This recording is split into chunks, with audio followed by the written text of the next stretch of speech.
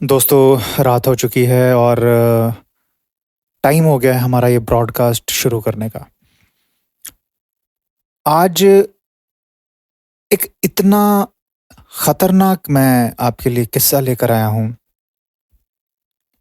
जिसको इमेजिन करना भी बड़ा मुश्किल है। ये मैं आपके साथ शेयर करने वाला हूँ आज। मतलब हम क्या सोच सकते हैं कि सबसे ज़्यादा बुरा एक इंसान के लिए क्या हो सकता है? अक्सर मैंने कई सारे पॉडकास्ट बनाए हैं, कई हमने स्टोरीज़ की हैं, इंसिडेंट्स कवर किए हैं। सबसे ज़्यादा बुरा मैं हमेशा क्या कहता हूँ कि यार, जब आपकी आँखों के सामने आपके किसी एक फैमिली मेंबर को कुछ हो रहा है, मतलब उसकी मृत्यु हो रही है, और ख़ासकर जब कोई जंगली जानवर उसके ऊपर हमला कर रहा है और आप उसको विजुअलाइज़ कर रहे हैं, मतलब आप उसको देख रहे हैं।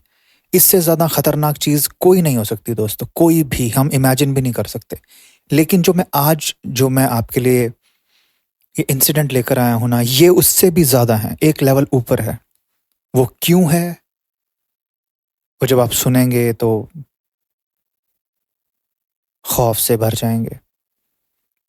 इस प्रकार का एक किस्सा है। दोस्तों, बात कोई 2-3 साल पुरानी बात है, कोई ज़्यादा लंबी-चौड़ी बात पुरानी नहीं है। एक छोटा-सा गाँव है तंज़ानिया के अंदर, जिसका नाम है एंगोइले, NGOILE, एंगोइले। ये पड़ता है नगोरोंगोरो, एक कोई जगह है उनकी, जैसे हमारे यहाँ तहसील होती है या जिला होता है, डिस्ट्रिक्ट, तहसील लगा लो क्योंकि गाँव का एरिया, तो तहसील एंगोरोंगोरो में ये एंगोइले करके एक गाँव पड़ता है। गरीबी है, बहुत गरीबी है। लेकिन जो इनके आसपास का एरिया है ना दोस्तों, वो बिल्कुल एग्ज़ैक्टली वैसा है जो अब मैं आपको दिखाई देता हूँ। आप ये तस्वीर देख लीजिए। ये वो एरिया है जो ये एंगोइले गाँव के पास पड़ता है, मतलब सराउंडिंग है इस एंगोइले गाँव के। ये बिल्कुल वैसा ही एरिया है जैसा हम नेशनल ज्योग्राफिक में देखते हैं, नेट जियो वगैरह, ये जो हिंदी वाला आता है, ये सब चीज़ें जो आती हैं, इनके अंदर हम इस प्रकार के एरियाज़, इस प्रकार के जंगल देखते हैं। यहीं पर ये छोटा-सा गाँव था एंगोइले। अब यहाँ पर 4-5 घर बने हुए थे जहाँ पर ये कबीले के लोग रहते थे। और यहीं पर एक फैमिली थी जिसके अंदर 4 बच्चे थे, और छोटे-छोटे, मतलब छोटे, इतने भी छोटे नहीं, मतलब 4 भाई थे, जिसमें जो सबसे बड़े वाला था, 11 वर्ष का था वो, उसका नाम था कियम्बवा। ये सबसे बड़ा लड़का था।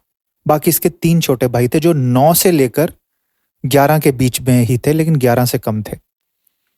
कोई 9 का होगा, कोई 10 का होगा, कोई साढ़े 10 का होगा। इस तरीके के अ, इसके भाई थे 3, छोटे थे इससे, तीनों के 3। अब दोपहर की बात है, ये वहीं पे एंगोइले में एक प्राइमरी स्कूल है। ये एंगोइले के प्राइमरी स्कूल में पढ़ते थे। छुट्टी हुई, अपने घर आ गए। दोपहर का टाइम था। तो अक्सर ये लोग क्या करते हैं, जो आस-पास ना अपने जो कैटल होती है इनकी, उसको छोड़ देते हैं कि ठीक है, अपना चर-वर के जो गाँव के आस-पास का एरिया होता है, जो इन्होंने काइंड ऑफ जैसे कोई भी बाउंड्री-वाउंड्री की होती है, कि अपना चर वगैरह के और ये वापस आ जाएगी कैटल जो थी इनकी। छोड़ी हुई थी इन्होंने, गायें होगी, या गायें तो ख़ैर वहाँ नहीं होगी, जो उनकी बफ़ेलो होती है वो छोड़ी थी वहाँ पे। जो इनके पेरेंट्स थे बच्चों के, ये पेरेंट्स दिहाड़ी के लिए जाते थे, मज़दूरी पर जाते थे क्योंकि गरीबी थी, कोई अपनी ऐसी कोई खेती तो है नहीं। अब आपने एरिया देख ही लिया, यहाँ पर क्या ही खेती होगी। तो ये किसी शहर में कहीं कोई बस पकड़ के किसी के साथ बैठकर या अपनी कोई मोटरसाइकिल पर दूर जाते थे काम पर। चारों बच्चे बड़े वैसे थे, जैसे होता है ना कि रिस्पॉन्सिबिलिटी वाले। माँ बाप बोल के गए थे कि भैया हमेशा जाते थे कि स्कूल से आओगे तो ये भैंस को खोल देना और ये जब चर लेगी तो भैंस को बांध देना। सिंपल इतनी सी बात थी सारी। 4 लड़के थे। अब वैसे भी जो गाँव के बच्चे होते हैं, चाहे हिंदुस्तान के लगा लो या कहीं के भी लगा लो, जो गाँव में रहने वाले होते हैं वो ज़्यादा रिस्पॉन्सिबल हो जाते हैं बहुत जल्दी अपनी रिस्पॉन्सिबिलिटीज़, क्योंकि गाय वगैरह, भैंस, बकरी ये सब देखनी पड़ती है, घास करना पड़ता है, ठीक है? कोई छोटे-मोटे काम, बाज़ार जाना, ये लाना, वो सब बच्चे कर लेते हैं। तो ये सब छोटे-मोटे काम जो हैं, ये बच्चे गाँव के कर लेते हैं। अब शाम का टाइम हो गया, कोई 4:30-5 बज गए होंगे। लोग अपने घर आने लगे, जो बाकी के भी गाँव वाले थे, जो बाहर काम पे जाते थे। इसके पेरेंट्स का आने का भी टाइम हो गया था। अब इन्होंने देखा कि इनकी जो 2-3 भैंसें थी उसमें से 2 तो आ गई हैं घर, लेकिन 1 भैंस गायब थी, 1 भैंस आई नहीं।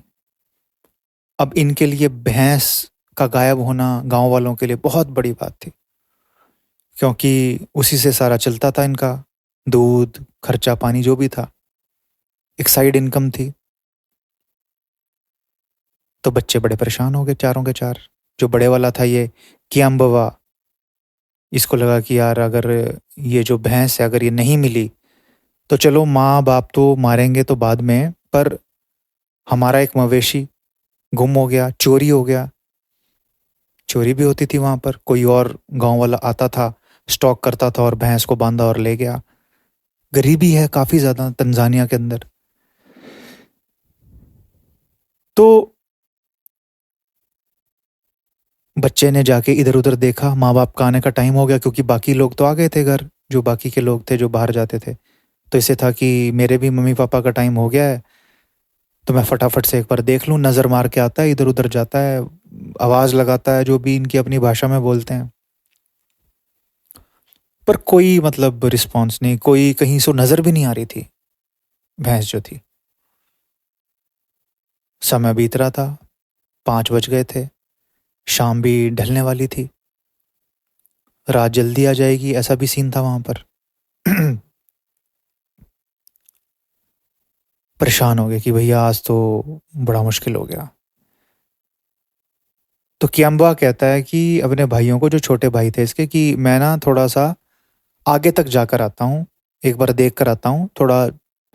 इनके जो घर था, ये एंगोइले जो गांव था, इससे काफ़ी दूर जाने पे, मतलब आधा किलोमीटर जाने पर थोड़ा जंगल जैसा एरिया था। जंगल तो सारा ही है, ये इस तरीके का जंगल ही है वहाँ पर, जो अफ्रीकन कंट्रीज़ हैं वहाँ पर।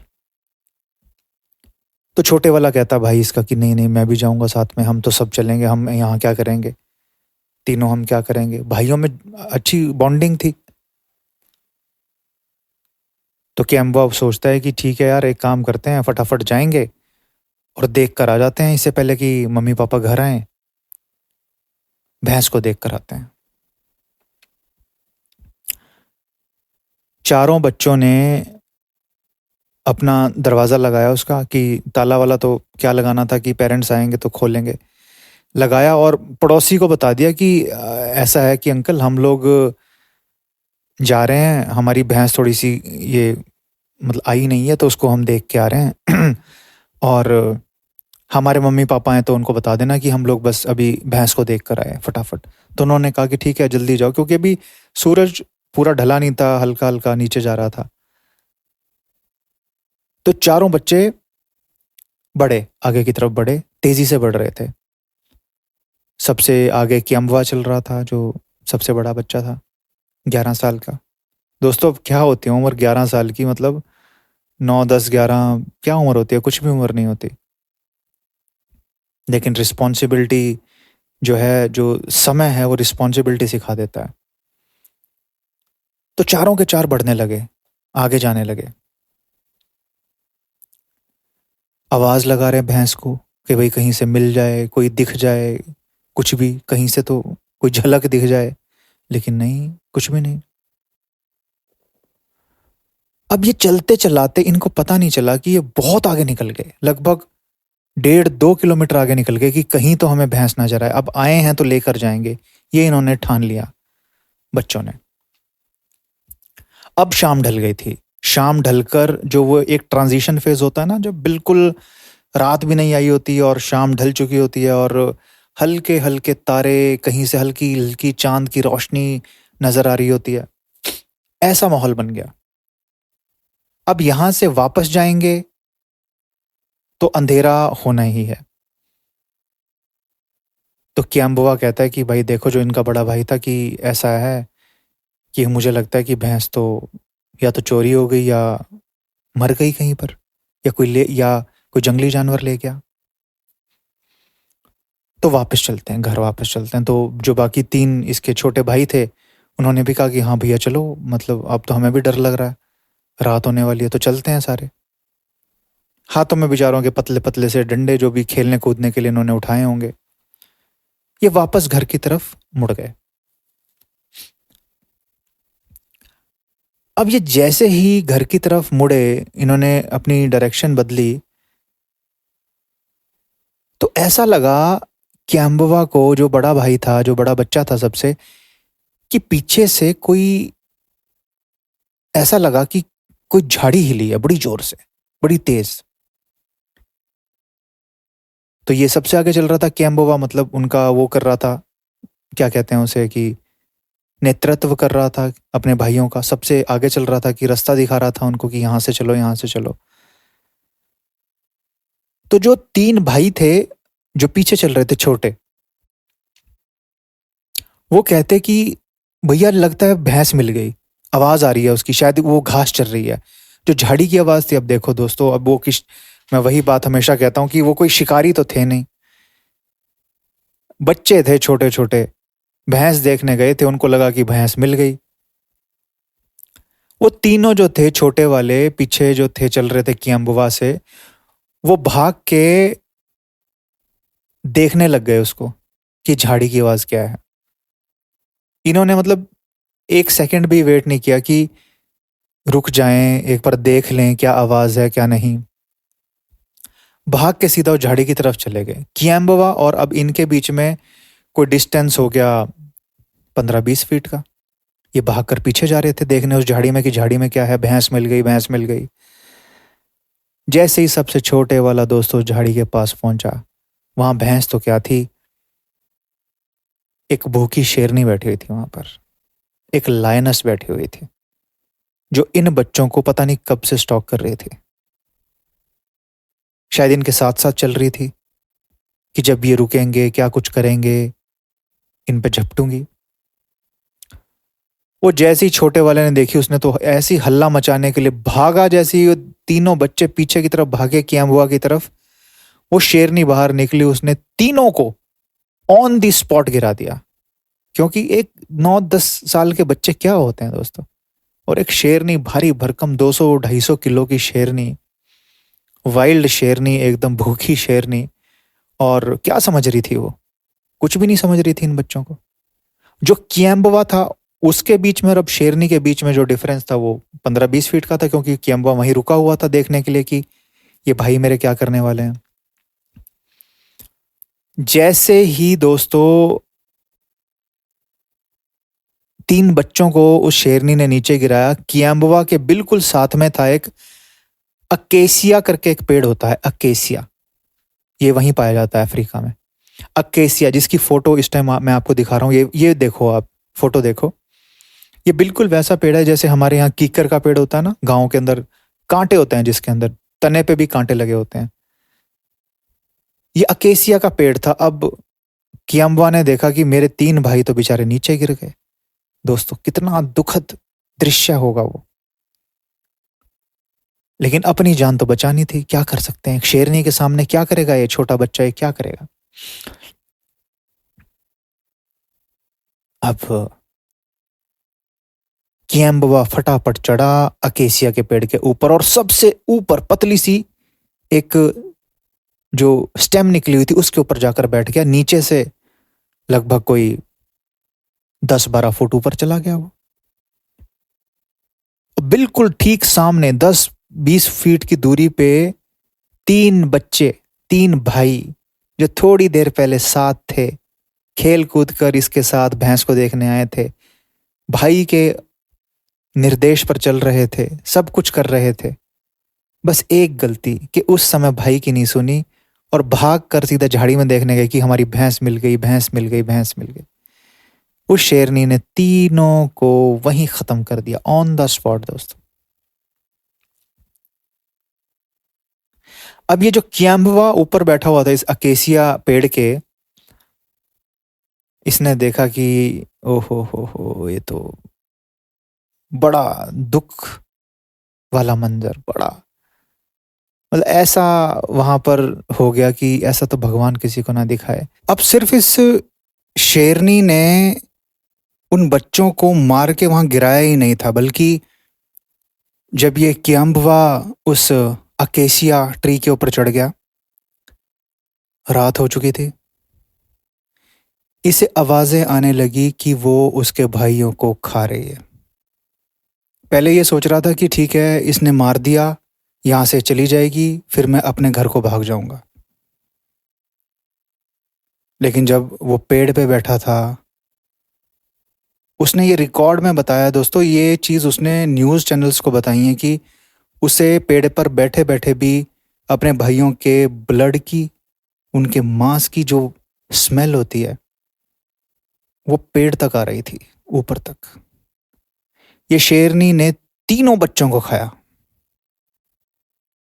जो तीन भाई इसके मारे थे उन तीनों को खाया, अच्छे तरीके से पूरा रज के खाया। चांदनी रात थी, हल्का फुल्का नजर भी आ रहा होगा कि अम्बवा को कि कभी इधर मुंह मार रही है, कभी उधर मुंह मार रही है। अब जो गांव था एंगोइले, एंगोइले में क्या हो रहा था, सब लोग इकट्ठे हो गए, उसके माँ बाप भी आ चुके थे। तो गांव वाले ने बताया कि वो तो मुझे कह के गए थे कि हम लोग बस भैंस देखने जा रहे हैं और आ जाएंगे, लेकिन वो तो आए नहीं। अब उसके माँ बाप भी परेशान, गुस्से में कि क्या हो गया, गांव वाले भी गुस्से में। वो लोग रात को ही निकल गए उन बच्चों को देखने के लिए। लालटेनें हाथ में ली, टॉर्चें हाथ में ली, डंडे जो भी हथियार इनके होंगे, भाले वगैरह वो हाथ में लिए और चल पड़े।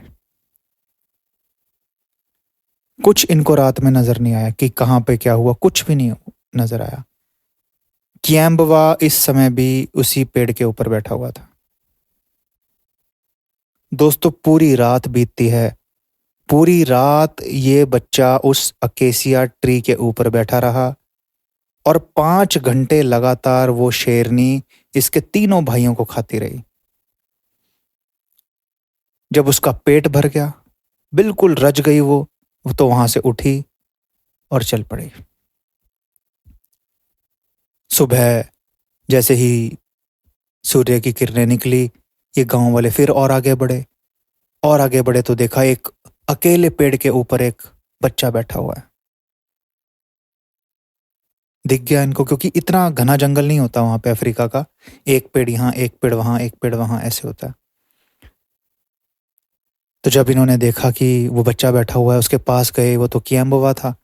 कियाम्बवा ने सीधा अपनी उंगली करके वो दिखाया दूर, वहां तो चीथरे चीथरे हो रखे थे 3 लड़कों के। उनके चेहरों से ही पहचान हो पाई कि भाई ये 3 वो बच्चे हैं 9-10 साल के, जिनको मार के ये शेरनी खा गई। 4 भाइयों का एक ग्रुप था, अकेला रह गया कियाम्बवा। आज भी जब वो सोचता है, उसकी आंखें भर आती हैं कि उस रात को क्या हुआ था उसके साथ। जो मैंने आपको कहा था कि किसी इंसान को, अपने घर के मेंबर को अपने सामने ऐसे हादसे का शिकार होते हुए देखना बड़ा दुख की बात है, बड़ा इससे ऊपर कुछ नहीं है।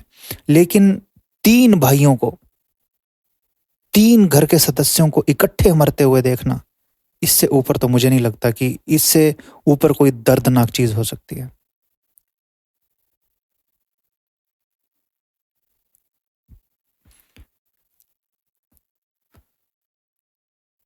कियाम्बवा का ये जो एंगोरंगोरो का ये जो केस है, आप कहीं पर भी जाकर इसको पढ़ सकते हैं। आप अपने आप सर्च करिए, आपको मिल जाएगा, आप पढ़िए इसके बारे में कि क्या हुआ था। लेकिन ये जो रात थी, ये बड़ी भयंकर रात थी। एंगोरंगोरो के लिए, इसके लिए सॉरी, कियाम्बुआ के लिए, जिसे वो ज़िंदगी भर मरते दम तक नहीं भुला सकता, मरते दम तक। दोस्तों अक्सर ये चीज़ें जो हैं, जो ये अफ्रीकन कंट्रीज़ हैं, वहाँ पर इस प्रकार की चीज़ें देखने को मिलती हैं, सुनने को मिलती हैं।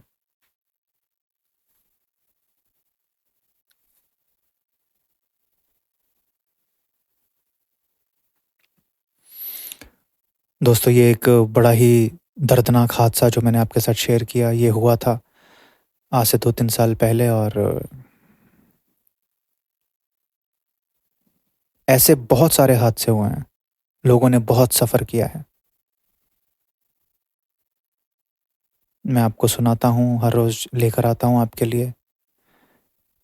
चलो हम तो यहाँ बैठ के बात करते हैं, सुनते हैं, मैं आपको सुनाता हूँ, लेकिन जिसके साथ बीतती है, उसके बारे में हम इमेजिन भी नहीं कर सकते कि उन्हें कितना दुःख हुआ होगा, क्या हाल हुआ होगा।